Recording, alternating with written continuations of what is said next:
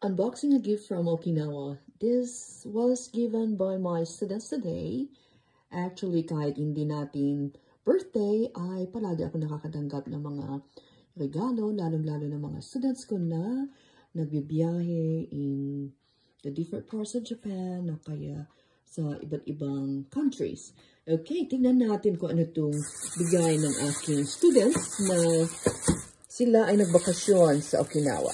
Okay, tararan! Yay! Wow! Tawag sa La Union, ako ay isang Ilocana, ito ay arrosip.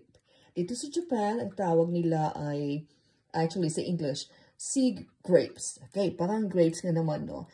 Tapos, actually sinabi ng student ko kanina na tignan ko sa back kung paano ito kainin. Sabi ko na actually gustong-gusto ko to. Kaya, ating buksan at ito na ang aking magiging dinner. Bali, alas 10 na ng gabi at tayo ay gutom na. Nag-report kanina sa Bombo Radio Naga. Okay. So, wow. I'm doing it one hand. Okay. Let's see. At ating tikman. Ito ng aking late dinner. Okay. Mayroon tayong gunting na maliit. Color blue. Okay. I'm doing it one hand. Okay. Let's see. Sarayan na ba natin itong box nila para mabuksan? Okay. Hanggang July 3rd pwede ito. Kaya, okay. Tingnan natin. Bilisan ko lang siya para makita nyo yung sea grapes. Wow. Sa Tagalog. Pakipausa lang po ka anong Tagalog nito. Kasi ang alam ko ay Ilocano. Okay, medyo sinira na natin yung beauty ng box. Okay, meron ng ano to. Okay, so pwede na natin guntingin. Sorry kung medyo magalaw ito kasi I'm doing it one hand.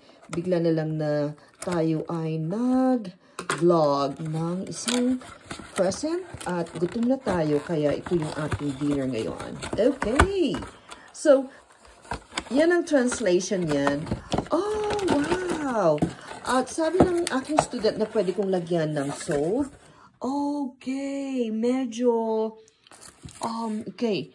Wow, medyo malilit siya, no?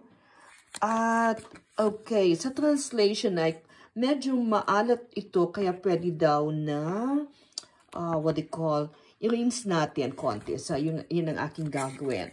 Okay, because I'm just using one hand, kaya, sorry, siguro, gusto ko lang ipakita sa inyo itong special gift from Okinawa. Ito siya, sea grapes. At ito yung aking magiging dinner ngayong Sunday. Okay, dyan lang muna ang ating unboxing of a gift from Okinawa. Okay, so yung mga Tagalog speakers mo, pakisabi nilang kung ano yung Tagalog nitong ara-arosip. Bye for now. Take care and God bless us all.